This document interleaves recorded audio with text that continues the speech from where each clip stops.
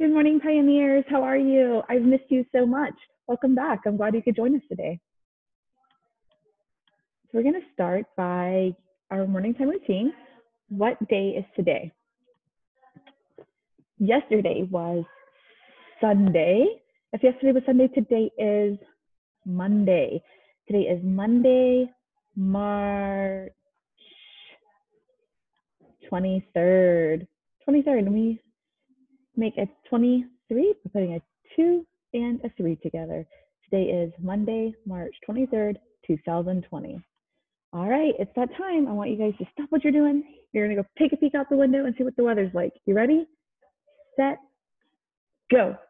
1, 2, 3, 4, 5, 6, 7, 8, 9, 10, 11, 12, 13, 14, 15, 16, 17, 18, 19, 20. You made it. You did it. Great job. What is the weather like at your house?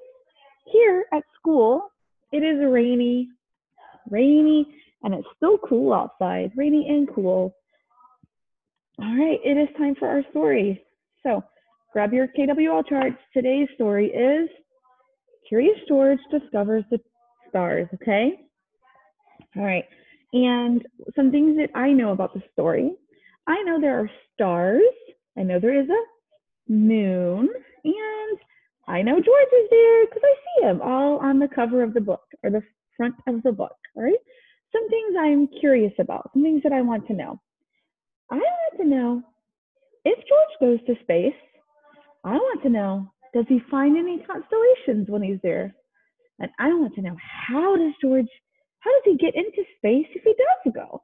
So I hope that we answer some of our questions in our story, okay? All right, we're going to start our story.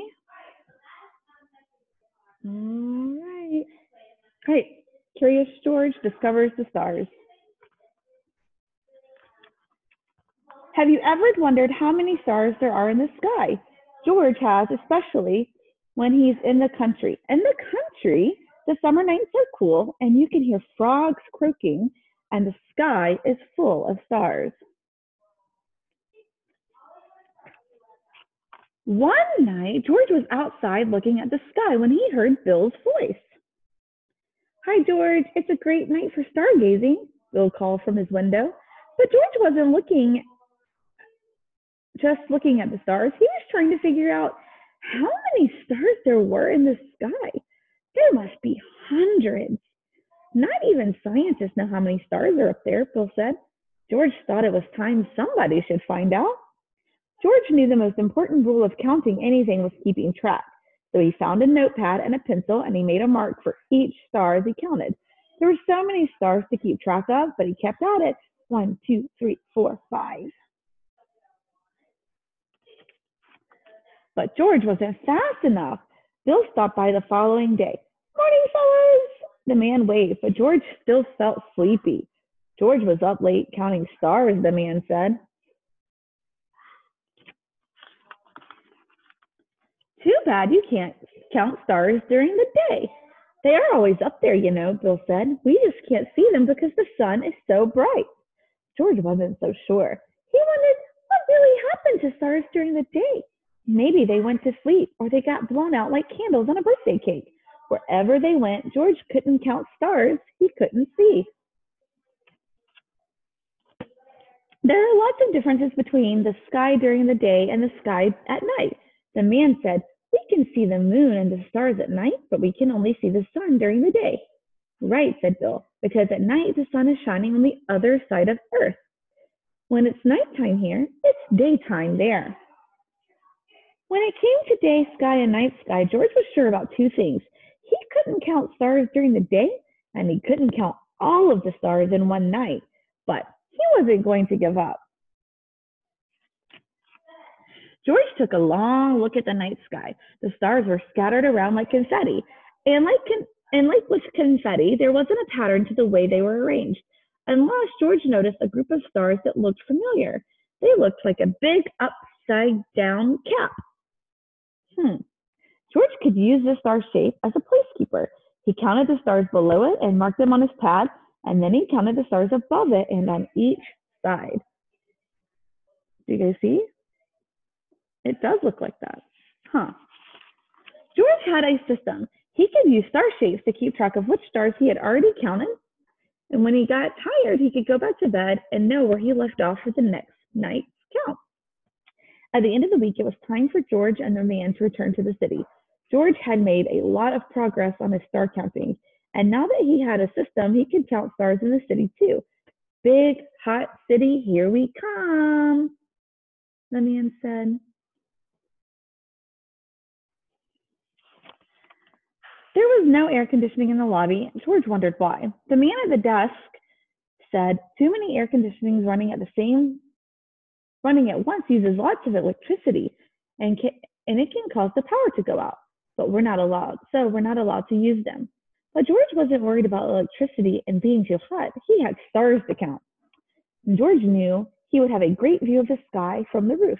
But when he got up there and looked around, he noticed something strange. In the city, he couldn't see any stars at all. George went back to the apartment to see his friend. It's tough counting stars in the city, in the big, bright city, the man explained. George was confused. It's like trying to count stars during the daytime. They're up there, but we can't see them. With no stars to count, George figured he might as well go to bed, but it was too hot to sleep. The one time he could have stayed awake all night long to count, he couldn't see a single star.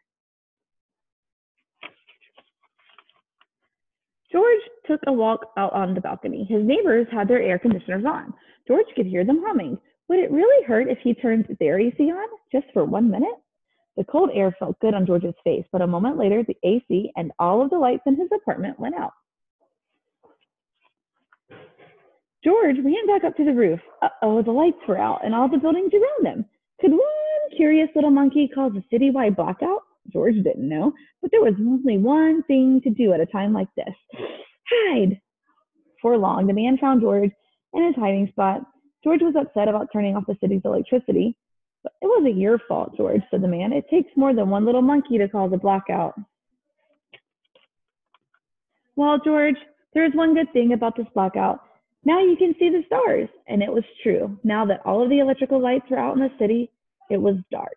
He could see the sky full of stars again. George found the big upside-down cap and settled in for a long star count. The end.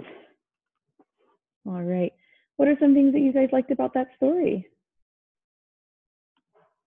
Did you guys learn anything from the story? Did you get some of your wants answered? Let's see. I learned that George, he wanted to count all the stars in the sky. And I learned that George was curious about what happened to the stars during the day. Did you guys learn that? All right. In our next slide, I linked a couple more videos for you guys to watch, all right, about space. And I hope to see you guys soon. Have a good day. Bye.